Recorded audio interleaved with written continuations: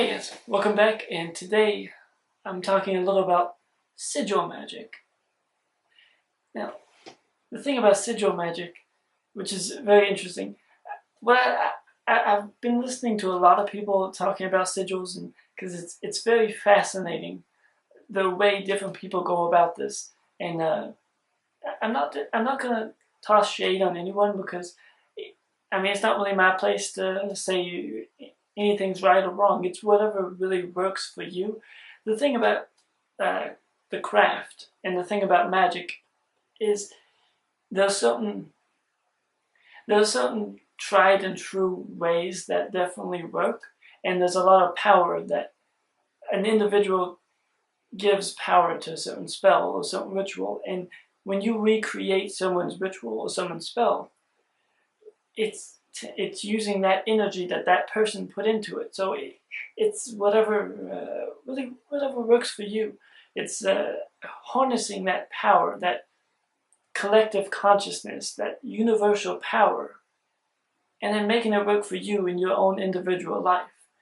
And honestly, finding that inner spirit and your connection to spirit, and finding that inner voice within yourself so that you can listen to it, you can tap into it, and you can hear what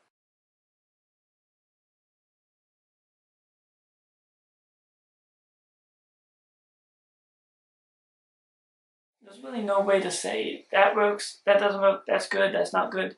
The biggest thing I would say is to be careful, to know your limits, know what you want to do, know how far you want to go, and to be careful. That's the biggest thing, especially when it comes to dealing with entities and like specific sigils that have to do with entities or spirits. Because the biggest thing is to not disrespect them, to show absolute respect to these very ancient deities that because ultimately these entities, these demons and the angels, they all have a very invested interest in our human evolution. And so they're here to help you, whatever your desires are, whatever you want, what you need, what you would like. And ultimately, all of these entities that we specifically call one versus the other, they're all separate, and yet they're all the same, and yet they're all separate. It's I might be wrong about that too. Anyway, that was a tangent. Sigil magic is I find it fascinating to think about sigil magic because it's a form of chaos magic, which I hear a lot of people saying that. I still don't know what that means, but I kind of think I kind of know what it means, because the more I play with sigil magic, it's weird. It's weird because my first thought is, I'm like, I want to just see if I can mess with the universe and see if I can cause a bunch of chaos and do this and do that and ha ha ha. It doesn't quite work that way, but then it starts to work that way, and I'm like, later on, I'm like, oh, I'm sorry, I didn't mean to. And because these manifestations happen in their own unique way, and I forget that I made the sigil way back when, and I'm like, oh, I'm sorry, oops. And that's specific sigils that have to do with specific sigils that have to do with like a certain desire sigils, so basically the how-to is actually quite simple. You write a sentence in whatever your native tongue, whatever your language is. It's a sentence, your desire, and try to avoid I will, like I hope this is, because that comes out of a place of lack. And anything that has to do with manifestation is it's not creating something that isn't there, but rather something that is already there, something that exists, and bringing it into your perspective, into your reality. And when you make that statement of intent, the universe naturally brings it together. A sentence of I am abundant, something simple, like, or you can do something more complex, like I can't say that. That's the voices in my head are saying some nasty stuff. I can't say that. Anyway, you write your sentence of intent, and then you cross out the vowels I, A, O, U, I, A, O, I, E, A, O, U, and sometimes Y. Fun fact, I never knew my vowels until I started doing sigil magic. So there you go. In fact, I think I made a sigil saying I will learn vowels, and now I know vowels. So that's fun. The school I went to was not very good. I still don't know long division, but I mean nobody does, and it really doesn't matter.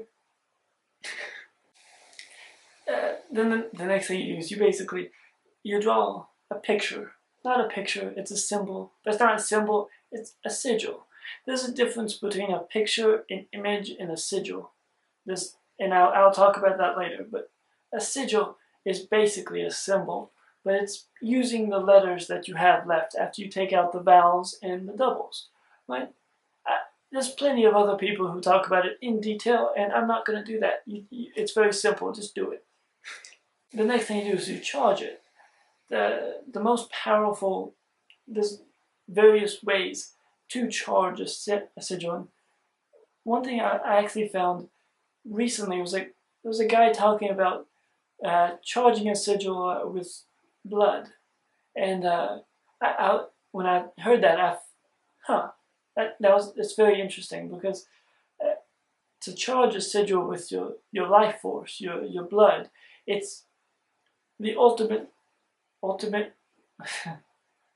the ultimate form of creation, because there's something about our blood that's different than any fluid in this world, in this reality. Our blood, our life force, our life energy that courses through our veins. And to take just a piece of that or drop, and you put it into any ritual, the explosion of energy that comes from that is unlike anything else. So to put that, to share your blood on that sigil is the ultimate form of creation, to give your life, to give a part of yourself into this and to let it form into life, into its own creation. And then it's that desire, that manifestation, that sigil, it's now alive, and it's alive as a part of you. And that's like amazing. It's intense. But again, that's only part of it. Be safe, first of all. Be safe when it comes down to using your own blood. You have to be very careful. Like, don't use a rusty cadaver knife like that. Use precautions. Make sure you sterilize whatever you're using. Sterilize your wound and treat it nicely, right? And don't waste your blood. Don't make a big cut, and because again, your blood is precious. The life energy that's flowing through your veins is special, and every drop of blood you have within your being, within your vessel, your body, it's precious and it's special, and it has to be treated like it's special.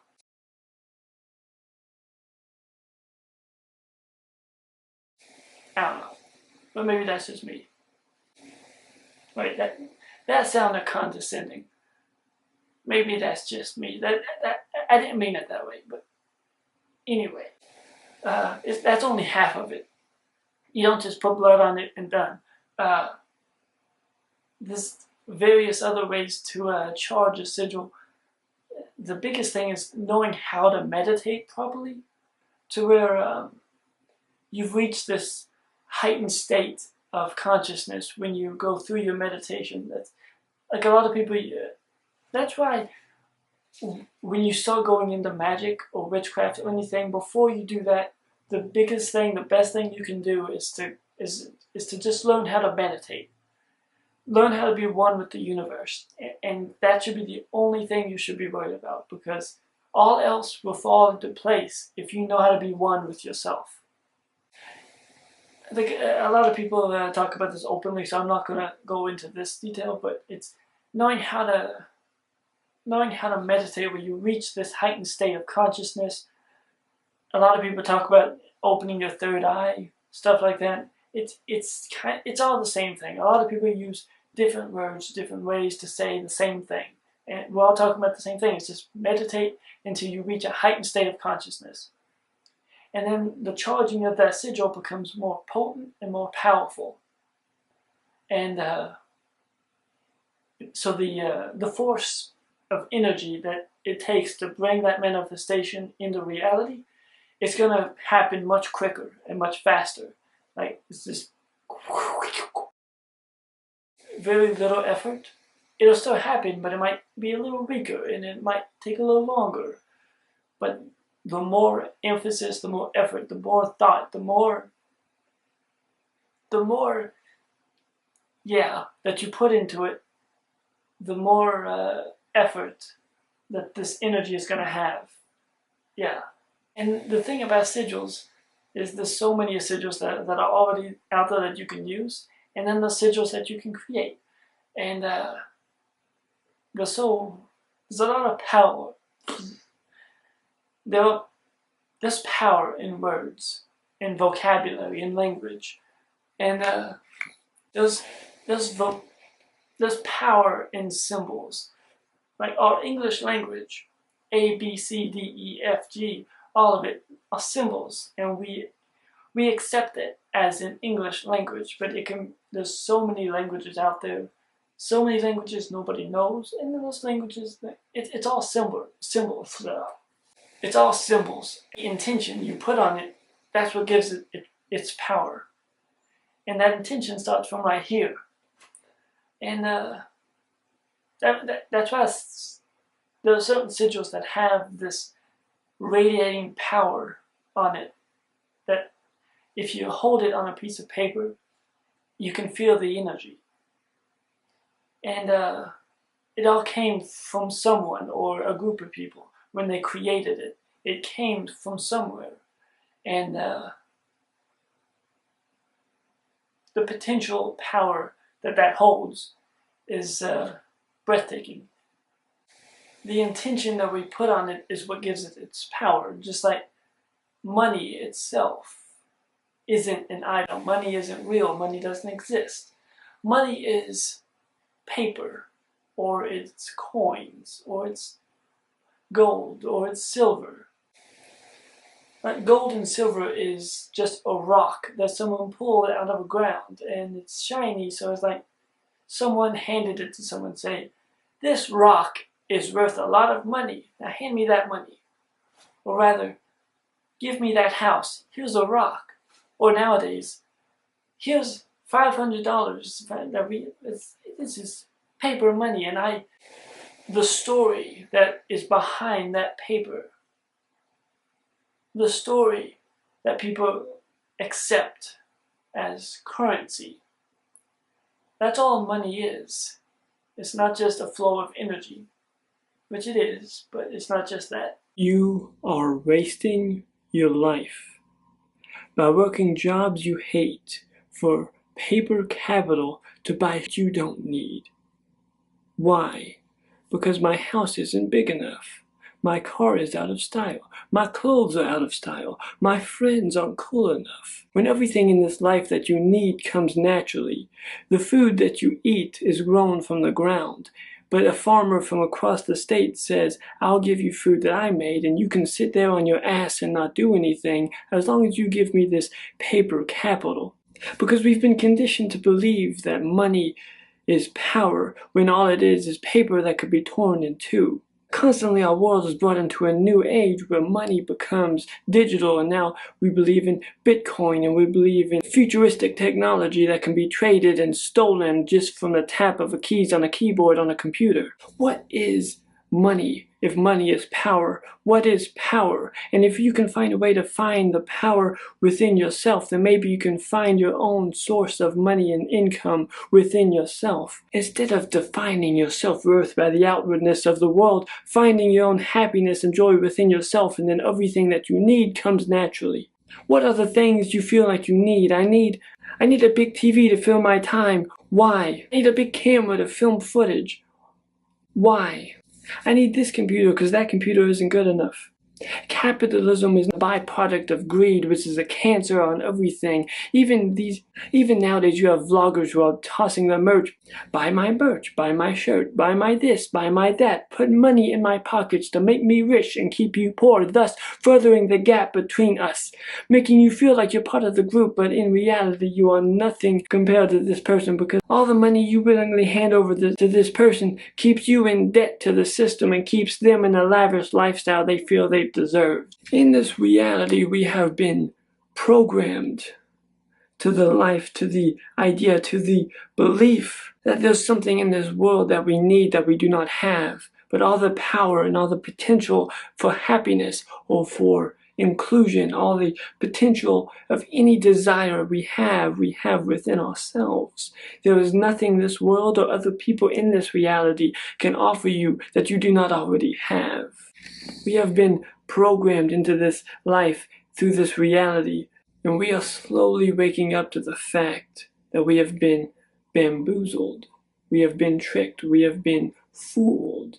How many millionaires think that we are fools? And we are.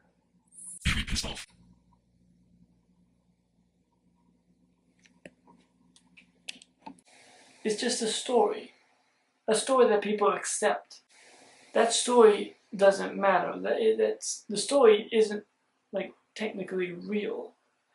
In a financial transaction, when you buy an item and you hand them money, you have whatever you want in your hands. And all these people that have a lot of paper money, that's the thing that businesses and companies don't like, is the idea that that money doesn't matter. The story that they've put on it is but a story.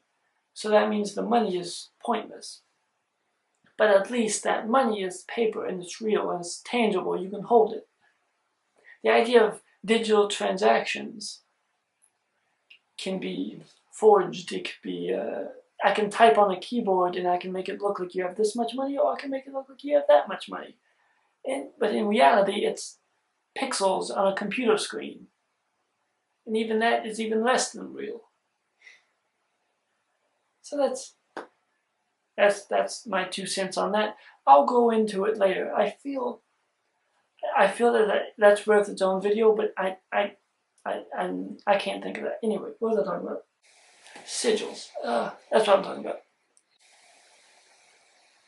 I pretty much did. I just went off on a tangent, but I think I just talked about everything.